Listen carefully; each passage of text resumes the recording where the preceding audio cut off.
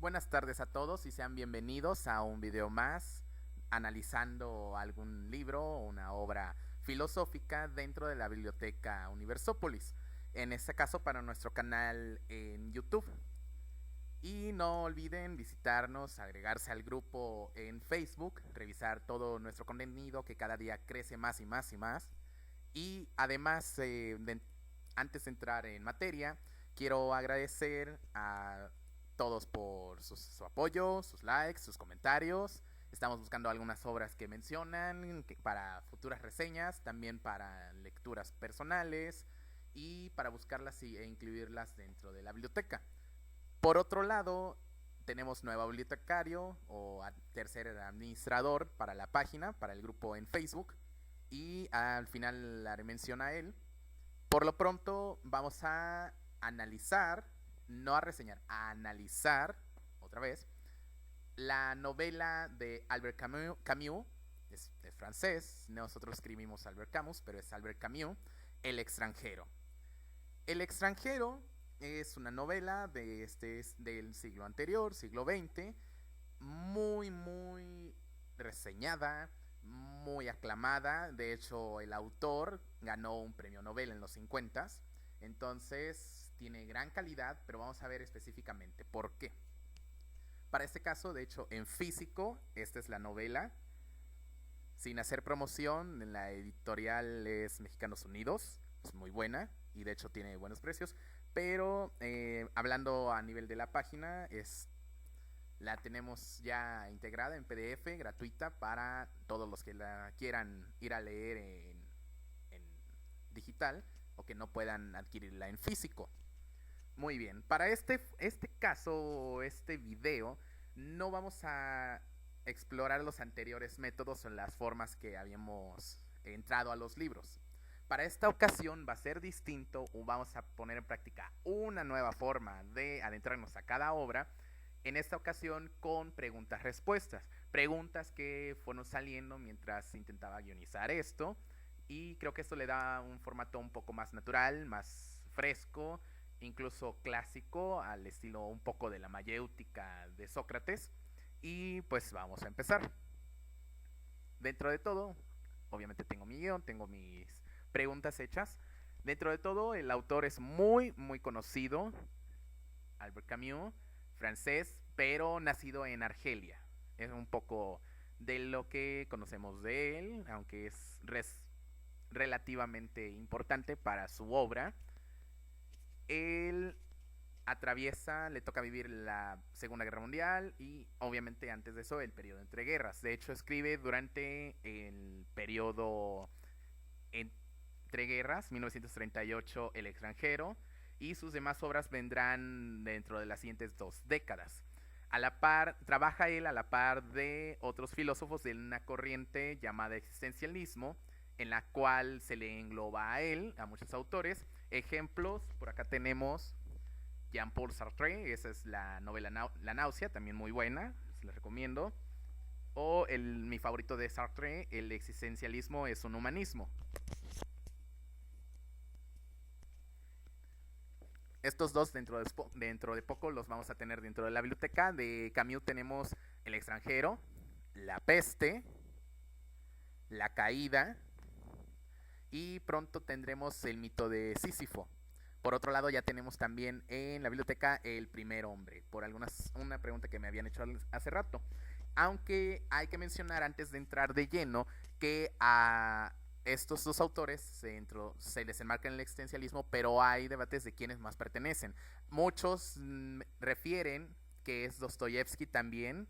Aquí tenemos El jugador de Dostoyevsky, uno de los pensadores o de los que empiezan a filosofar sobre las mismas dudas que tiene el existencialismo, el ser, la nada, la vida del ser humano, su sentido, y por tanto es Dostoyevsky catalogado como existencialista. Aquí tenemos, como otro ejemplo, Las memorias de la casa muerta, la cual, como un apunte, las escribió estando de prisionero del zar en la Siberia. Ahora vayamos con la primera pregunta. El extranjero. ¿Por qué una novela tan corta es considerada una de las mejores de toda la historia? Si ustedes van a listados, a top 10 incluso, o top 100 de las mejores novelas, van a encontrar muchas veces a El extranjero, de Camus, sin más. De hecho, el periódico Le Monde, que es francés, la cataloga como la mejor novela de todo el siglo XX. Claro, Le Monde, hay que decirlo, su lista es muy apegada a quienes son franceses, es muy patriótica esa lista, muy nacionalista. Aunque, por otro lado, tiene sus méritos. Entre los tres primeros lugares encontramos El extranjero. En segundo lugar, toda la saga de Marcel Proust, En busca del tiempo perdido, que es considerada lo mejor de lo mejor del siglo XX por muchos literatos, muchos que saben de esta materia. Y El proceso, que esa es de hecho alemana, de Franz Kafka. Entonces tal vez sí pudiéramos confiar en esta lista. El Club del Libro noruego nos menciona que para ellos no es un ranking como tal, no hay uno, dos, cuál está en la posición número 45, cuál está en la posición número 70, y entre las 100 mejores obras cataloga a El extranjero precisamente. Entonces, sí, muchos lo consideran el primer lugar o de lo mejor del anterior siglo y de todos los que se ha escrito hasta el momento, hablando de toda la historia humana, que recordemos la historia nace con los primeros registros escritos. Pero ¿por qué esta novela es breve, como podrán verlo? No es una gran novela como por ejemplo aquí tenemos en extensión, en tamaño pueden ver, y de la misma editorial, El Conde de Montecristo. ¿Por qué entonces algo tan relativamente corto es de lo mejor? Bueno, básicamente la historia es muy simple, se puede reseñar en unas cuantas palabras, intentaré hacerlo, pero para una sola novela tiene muy bien el desarrollo de sus personajes de fin a principio, es decir, ninguno se queda sin desarrollar, todos aportan o están ahí dentro de la trama para decir o para encaminar la trama. Tiene contenido filosófico y este es muy bien entendible, no es tan denso o no es tan complejo y abstracto como podría serlo, por ejemplo, El castillo de Franz Kafka. En pocas páginas resume casi toda la filosofía del autor, en casi 100 páginas resume a qué puntos quiere llegar en su tema, en su materia, Albert Camus. Por el otro lado, es una novela que atrapa a la persona, atrapa al lector, de maneras como generalmente esperaríamos en una novela de aventuras, en una novela más simple, digamos incluso juvenil. Generalmente los que han leído sagas comerciales podrán decirme que se enganchan de esas tramas. Y lo mismo pasa con El extranjero. Para ser una novela tan compleja en cuanto a temas filosóficos, engancha muy bien con el autor. ¿Por qué? Con el lector, perdón. ¿Por qué? Porque el autor logra llevar a su potencial lector a su trama, que logre, si no encariñarse, al menos comprender a cada uno de los personajes. No te puedes sentir ni separado ni aislado, como pudiera pasar con algunos otros cuentos o incluso con un libro más técnico, menos de literatura, como un último observador. No, te sientes dentro de la trama, te atrapa la historia, te enganchas fácilmente. Es una novela que incluso en un solo día puede leerse, pero repito, para concluir por qué es tan buena o considerada tan buena, básicamente logra los principios de una novela: enganchar con el lector, atraerlo y dejar su mensaje muy bien grabado en el lector. No necesita más páginas para poder hacer ello.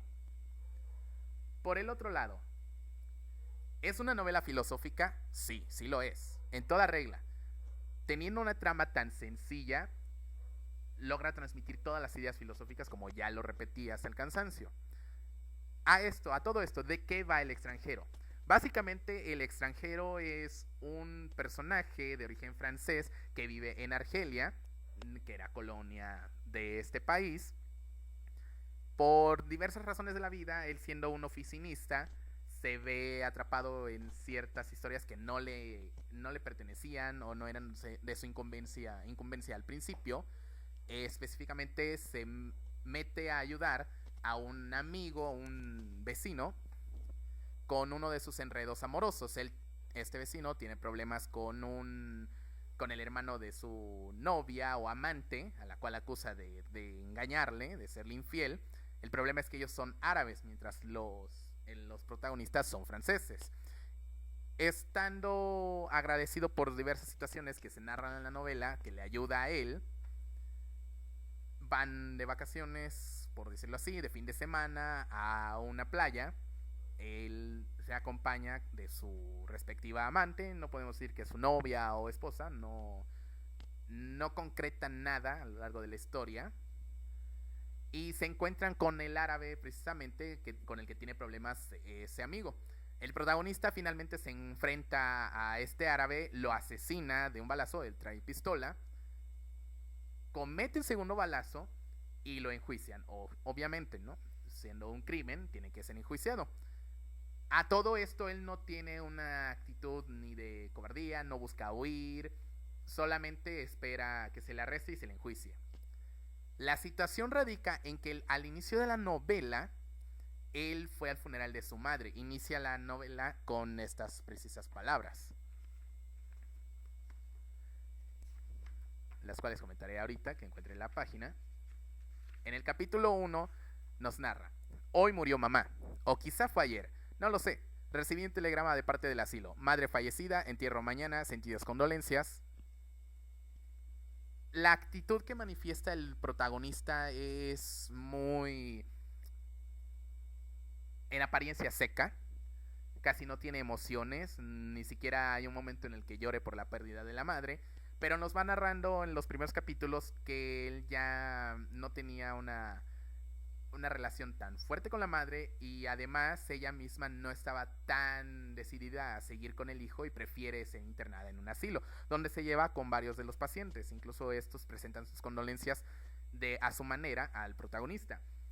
A lo largo del juicio lo que resalta es que se le está juzgando no tanto por el crimen, sino por el cómo trató a la muerte de su madre, cómo se mantuvo, cómo se comportó durante el funeral y el entierro sucesivo. Entonces, la novela, de hecho, lo más importante es al final. Me atrevería a decirles cuál es el final específico de la novela, pero de todos modos eso lo dejo a ustedes. ¿Por qué? Porque aunque yo se los cuente, es mejor como lo narra Camus, en la forma, no tanto qué, sino el cómo. A qué ideas finales llega el autor y las pone en boca de su protagonista, que es lo que resume precisamente toda la novela, toda la filosofía de Camus en la novela. Entonces, es una novela filosófica, pero ¿por qué? Por su contenido,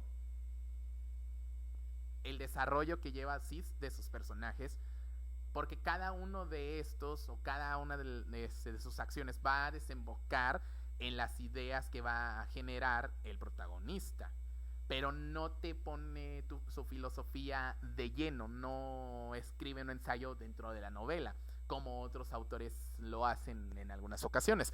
Pienso ahorita mismo en Sade, por ejemplo, en el Marqués de Sade, que en todo el tercer capítulo, todo el tercer acto de la filosofía en el tocador, es prácticamente su filosofía, no la pone en boca de sus protagonistas, sino de uno solo, y hace todo un discurso. Aquí no necesita de eso. Con cada una de las acciones y pensamientos del protagonista y de quienes le rodean, va llevándonos por donde quiere el autor que pensemos y reflexionemos. ¿Es una novela de otro corte? Básicamente no, aunque sí se enmarca en una estructura un poco modernista, una novela dentro del existencialismo que rompe con todos los esquemas de su momento, sobre todo en filosofía. Recordemos que hacia los 30 lo más de lo que se hablaba eran ideas utilitaristas. El positivismo había quedado atrás después de la Primera Guerra Mundial, Del otro lado todavía no existía como tal el muro de hierro, la, los países del socialismo, prácticamente todo era Marx. Entonces rompe con todas las estructuras del momento y se plantea preguntas nuevas o totalmente nuevas en un mundo francamente utilitario, donde el materialismo heredado de toda la filosofía del siglo XIX y el universalismo que había intentado combatir Nietzsche y Kierkegaard todavía predomina. De hecho, el existencialismo, adelantándonos un poco, va a ser dominante en los 40 y los periodos o las décadas posteriores a la Segunda Guerra Mundial, con una juventud sin ideales y desencantados tanto del socialismo como del capitalismo. Entonces de hecho, esta novela básicamente es para esa generación, pero ha trascendido. Y es muy importante saber esto. ¿Por qué? Porque a nosotros mismos, en un mundo básicamente sin ideologías, con muchos dogmas, o sin intentando aceptar ningún dogma, es una buena idea estudiar un poco del existencialismo y preguntarnos el porqué de cada ser y no de las cosas desde una novela. Es un buen inicio con El extranjero. Otra pregunta para este análisis. La novela filosófica, por lo tanto, debe ser compleja y seria o ágil en su lectura. Eso depende del autor, hay que decirlo. Esta es una novela muy ágil. Ya lo mencioné antes, pero lo quiero repetir. Alguien que no tenga nada que hacer, que esté muy libre y que quiera disfrutar un buen libro, lo puede leer en un día, incluso un solo día para leer El extranjero. Eso depende de la escritura del autor, hay que decirlo. Aunque también de los gustos de la persona. Algún joven, por ejemplo, alguien de nuestra edad o adolescente, a quien yo también recomiendo lea novelas de este tipo, de este corte, es preferible que lea una novela ágil, algo con lo cual se enganche. Dependiendo de su grado de conocimientos, que la filosofía no está peleada tanto con el grado de conocimientos de una persona, de hecho es lo que busca, combatir la ignorancia. Ya puede elegir leer novelas más complejas o libros más complejos, muy serios, o que de plano abandonen la novela, el formato de novela, y prefieran irse de lleno a una literatura más técnica, más filosófica, como podría ser precisamente el análisis que hace el ensayo, es un ensayo, El mito de Sísifo, del mismo autor, Albert Camus. Es mucho más complejo, es precisamente ya abandona el formato novela, se va al ensayo para hablar totalmente de su filosofía, del absurdismo, de la que vamos a hablar. O, por ejemplo, podría leer El existencialismo es un humanismo, la cual ese es otro ensayo más complejo, contiene incluso más datos, muchos datos históricos, filosóficos. Hay que saber más de qué habla el autor previo a leer esa novela. Entonces, la conclusión a esta pregunta que me hice yo depende de cada autor, de qué quiere transmitir y de cada lector. Yo personalmente siempre he dicho, y eso es un consejo para quienes apenas se quieren imbuir en la literatura, en una lectura más libre, menos técnica, o quienes incluso tengan ya hijos o familiares menores y quieran leer, enseñarles a leer buenos libros, que empiecen con algo sencillo, con algo ágil, que atrape a la persona, que lo lleve de la mano, antes de irse a literatura mucho más compleja, más difícil, que de esa hay mucha, pero va por grados. Y de todos modos, como dicen los abuelos, por la fuerza ni los zapatos. Esa es una buena novela, entonces, como otra conclusión, para quien se inicie en la literatura un poco más elevada, un poco más seria, menos juvenil, menos comercial además. Otra pregunta para este análisis. Y esta de hecho la habían comentado algunas personas dentro del grupo. ¿Qué es en sí el existencialismo? ¿De qué trata el existencialismo? El existencialismo es una forma de pensamiento, una forma de filosofía no tanto una escuela filosófica. ¿Por qué? Es una corriente que nos cuestiona al ser antes que al objeto, y diferenciar al ser del objeto. En todo caso, es una filosofía muy ontológica, demasiado ontológica. Para los que saben muy poco de esto, la ontología es la rama de la filosofía que se ocupa mucho del ser. El existencialismo, por otro lado, no es una escuela como tal. ¿Por qué? Para una escuela deben tener muchos puntos en común, autores que deben rozar varios temas similares e incluso estar muy de acuerdo en varios de esos puntos. Por ejemplo, el marxismo. Identificamos una línea muy eh, general dentro de esta filosofía. Por ejemplo, los escritos de Marx, que se separan de todo lo escrito hasta ese momento, hasta el 1840, esa década. Seguimos con algunos de esos alumnos, pero se separan y forman el anarquismo. Pienso, por ejemplo, en Bakunin, Kropotkin. Después de ello viene Lenin, que incluso y lo lleva del papel a la práctica y funda el primer país socialista. Podemos pensar en varios filósofos que estuvieron bajo las líneas duras del marxismo en la Unión Soviética, pero fueron casi todos. Y también podremos pensar en América, Castro. Castro como escritor y pensador y como lector era algo totalmente distinto al Castro político. El Castro político era, por no decirlo de otra manera, una mala persona o todo un político. Mientras el otro Castro, el abogado, era un hombre muy culto. Y sigue estas líneas, solo que adaptándolas a la América.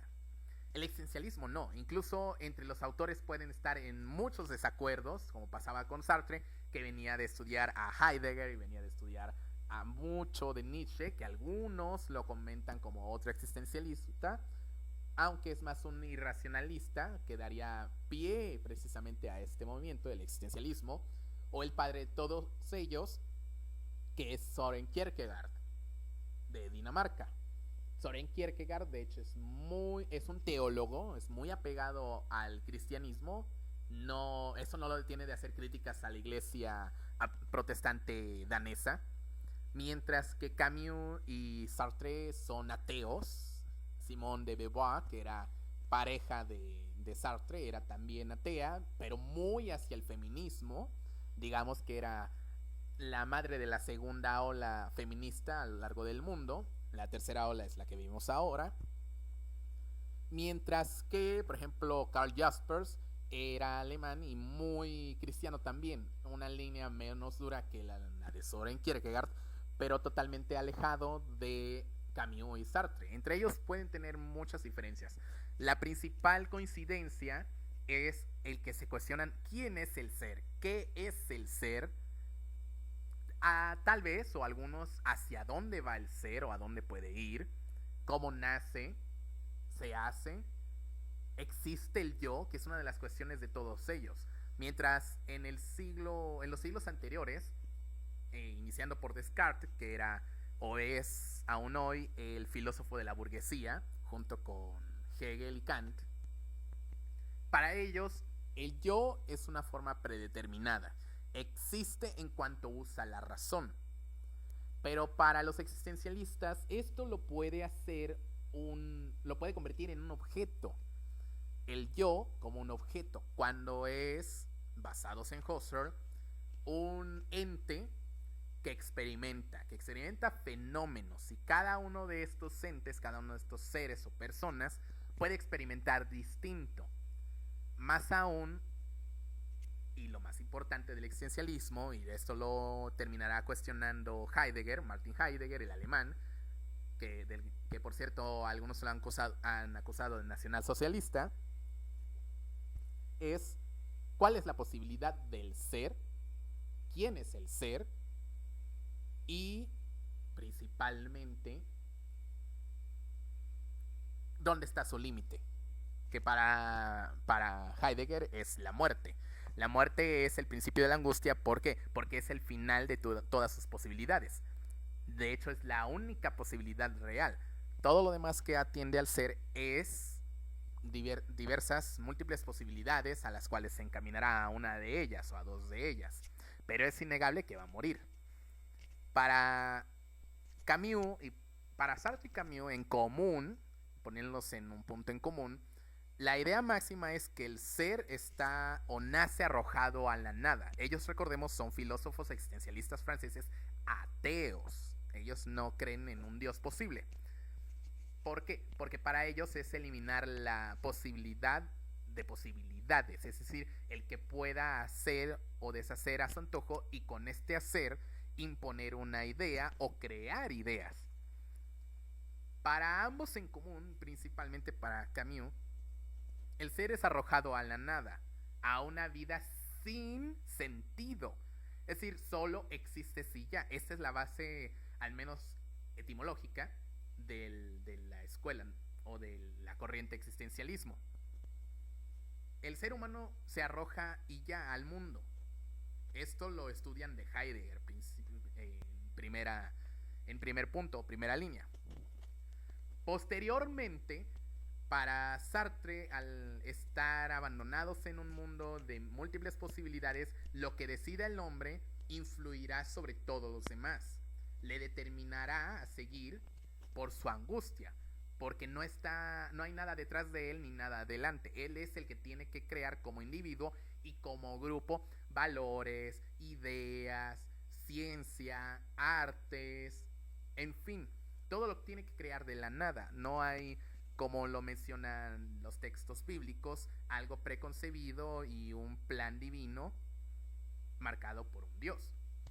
Pero Camus va más allá. Ok, la angustia existe, la angustia es. Y esto contesta a la siguiente pregunta: las características del existencialismo francés. El francés ateo, sobre todo. Si no hay un Dios, según ellos, esos autores, esto es muy libre de cada quien. De hecho, ellos los destacan por respetar mucho las ideas religiosas de los demás. Solo que para ellos no existe un Dios o una posibilidad de una divinidad. Entonces, si bien en el existencialismo ambos están en común que nacen y son arrojados al mundo y hay que crear las ideas, para Sartre la angustia es un catalizador, algo que va a llevar al hombre a avanzar a donde sea. Hablando donde sea en terreno físico y en ideas, en probabilidades, en futuro, en incluso establecer valores y una sociedad. Esta angustia es una potencia y va de la mano de una desesperanza. Al saberse totalmente solo en cuanto a alguien superior que le marque qué hacer, empieza o estalla la angustia, pero es a lo único que se puede atener, a hacer dentro de lo que está de sus posibilidades, por esta misma desesperanza, porque no hay alguien, no solo que no le marque qué hacer, además que le marque cómo hacerlo y que ajuste el medio a él. Es decir, el hombre es el que ha tenido, por poner ejemplos materiales del pensamiento de Sartre, el hombre es el que ha tenido que crear sistemas de riego para zonas desérticas. No ha habido un evento divino que haga lluvias en lugares y en momentos que no las hay. Pero para Camus esta angustia nace de otro punto. Para Camus el existencialismo estás arrojado a un mundo sin sentido y ya. Tú eres el que le vas a poner el sentido. O sea, tú, cada individuo de cada persona en el mundo y cada persona que está viendo este video, por decir algo. Mientras Sartre llega a la conclusión de que cada hombre decide por los otros a la vez, aunque él no lo tenga pensado, y lo único imposible es no decidir, para Camus, en este mundo al que somos votados, nada tiene sentido. Nada. Pero nosotros entramos en ese engranaje. Nosotros somos seres que se encaminan dentro de todo lo que hay que hacer según marca la sociedad. Crecer, estudiar, conseguir un trabajo, ganar dinero, consumir, crear una familia, etcétera. Todo lo que ustedes digan o todo lo que nos han marcado desde pequeños y les han marcado sus padres, si ellos a sus padres se lo marcaron a ellos, en fin, siguiendo el ritmo de la sociedad. Llega al punto en un momento en el cual despierta. Hay un despertar en la conciencia del hombre. Y como lo mencionaría el argentino José Pablo Feynman, ese hombre dice, mi vida es una mierda. Mi vida no tiene sentido. No tiene sentido por qué hago esto si finalmente moriré. O finalmente me despedirán. O ni siquiera sé para qué lo hago. Nada más lo hago por el dinero, por el trabajo y me voy. La angustia nace de ese choque. Una rebeldía o una pasión. ¿A qué? A que has despertado a tu conciencia, digámoslo en términos cinematográficos, has despertado a la Matrix, pero no hay forma de combatir eso. El mundo sigue dentro de sus inconsistencias, sus irracionalidades, su forma de ser, sin o contigo. Sin ti o contigo. Avanza. Pero ya has despertado esa conciencia y te sigues haciendo preguntas. ¿Por qué? ¿Para qué? ¿Quién soy yo? Y ahí nace la rebelión. Querer seguir dentro de esa conciencia y no de ese mundo que avanza sin ti o contigo. Forzándote a avanzar, mejor dicho. El absurdo es, entonces, en palabras llanas, seguir en un mundo que no tiene sentido. Y en ese mundo que no tiene sentido, somos nosotros los únicos responsables de darle sentido. Es lo que menciona en todas sus novelas y más en El extranjero. ¿Qué es el hombre? Un ser que sigue los juicios de la gente, sigue lo que dicen los demás, y es él el único que tiene que crearle sentido. Porque pueden venderles ideas otros, por ejemplo, iglesias, grupos, religiones, políticos, partidos. Le pueden vender ideas de qué ser o de por qué están aquí. Piensa en su momento, en el momento de Camus, y casi al final una disputa con un sacerdote sobre el ateísmo del protagonista. Lo refleja Camus en el protagonista. Pienso en el sentido que vendan las iglesias cristianas, la iglesia católica, el islam, que Camus era de Argelia, donde hay mucho islam, muchos musulmanes. Los partidos, por ejemplo, en su momento el partido nazi, los socialistas, el partido socialista en Francia, todos partidos socialistas mantenidos desde la Unión Soviética en ese momento y casi todavía hasta el final. Grupos nuevos, casi como los Testigos de Jehová en esa época, que venden un sentido, venden un para qué el hombre está aquí.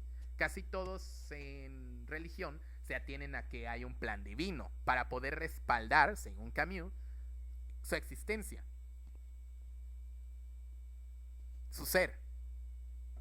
O los políticos que están aquí para un fin más terrenal. Hablando, por ejemplo, de los partidos, estás aquí para mejorar el país, naciste para estar en ese puesto.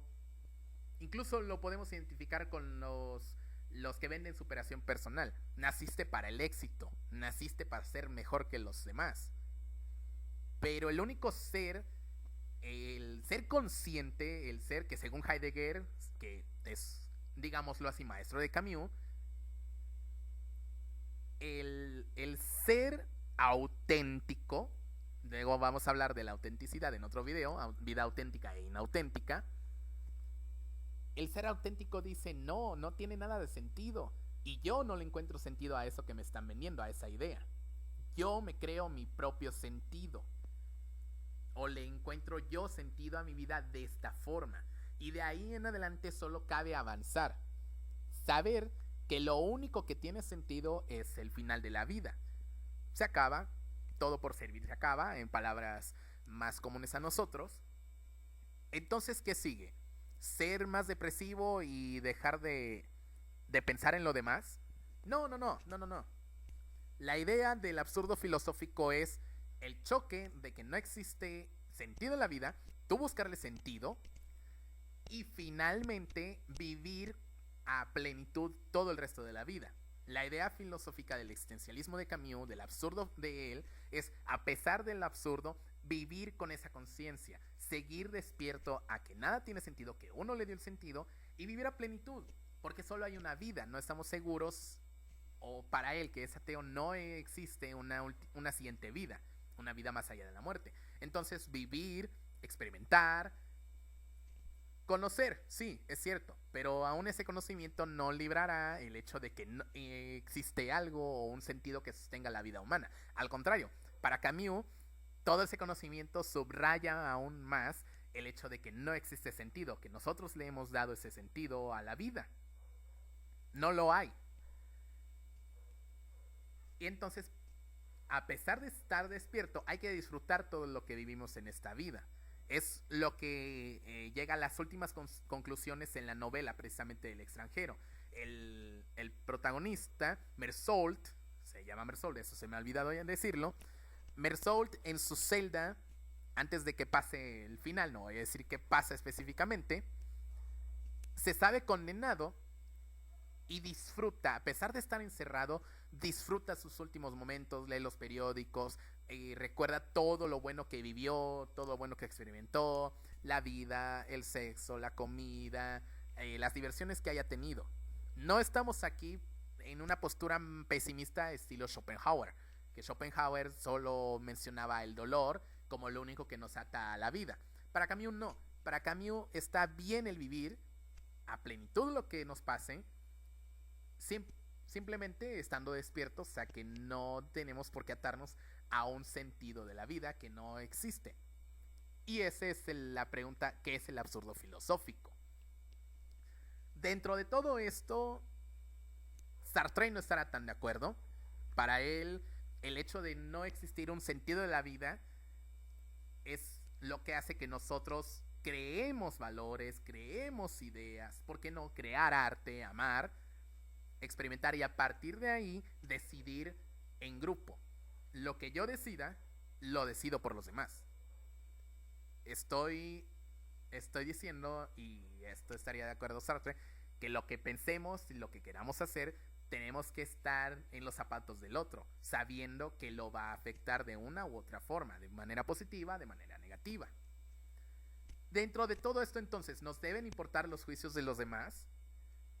Porque en la novela queda muy patente eso. A Mersault lo están juzgando el juez, el jurado y todos por cómo incluso el abogado de la defensa, de la acusación, del acusado, no, perdón, de quien acusa a Mersault, perdón, mi poco conocimiento de leyes, lo están juzgando basándose en cómo se comportó durante el velorio de su madre. Incluso hay un momento en el que dice el abogado, y este hombre, si no tuvo compasión de su madre en el velorio, si no lo vieron llorar, ¿no sería capaz de asesinar a alguien? O sea, no lo están enjuiciando por matar a un árabe, lo están enjuiciando casi, y lo menciona muchas veces el protagonista, lo están enjuiciando por cómo se portó en el velorio. ¿Nos deben importar los juicios de los demás? A idea de Camus, no.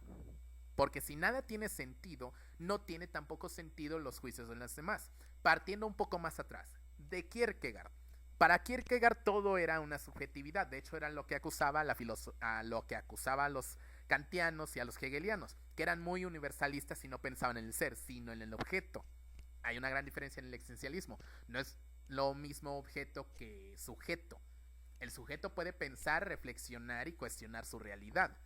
Para filósofos previos, como lo pueden ser Marx, los positivistas, Hegel, Kant, son objetos que se pueden modificar. El mismo ser humano se puede modificar.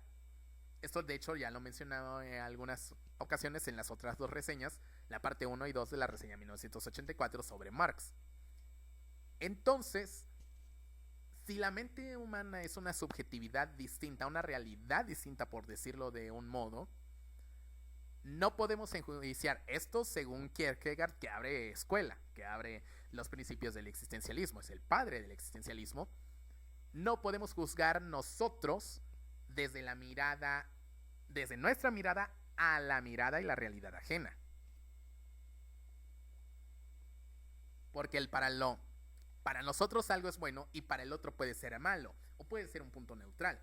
Y Camus lo lleva un poco a la práctica dentro de sus novelas. ¿Por qué nos va a importar los juicios externos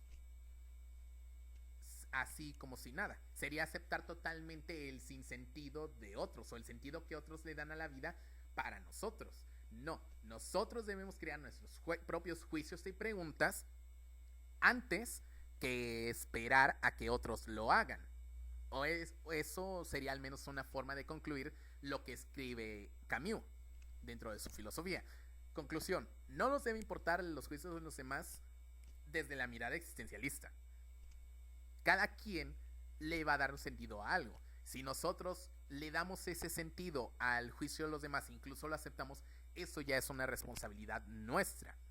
Es una idea compartida en todo caso.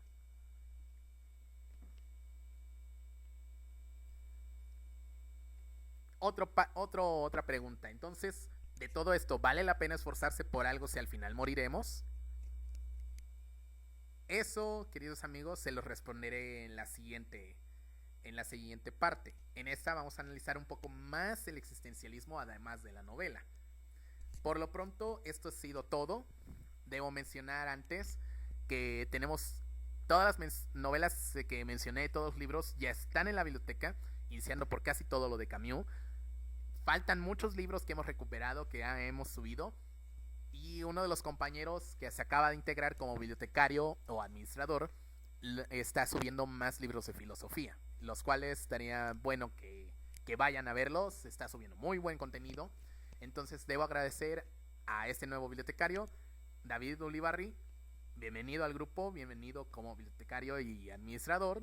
Lo mismo, es el mismo papel, que nos va a seguir ayudando en la subida de libros al grupo, compartir contenido, etcétera. Y sobre todo sumando gente al grupo, a la biblioteca Universópolis. Les recuerdo entonces, todo esto está subido. Compartan con todos sus conocidos, amigos que les guste la literatura, que quieran conocer más, que quieran libros de lo que sea, de distintos géneros a lo que están acostumbrados. Compártanlo, compártanlo, compártanlo. Sobre todo también en YouTube, nuestras reseñas, todas las que tenemos hasta el momento y las que vamos a seguir haciendo. La siguiente ocasión será la segunda parte de este análisis. Veremos más existencialismo que no solo Albert Camus, y responderemos más preguntas. Si tienen dudas, háganlas y agradecemos su atención.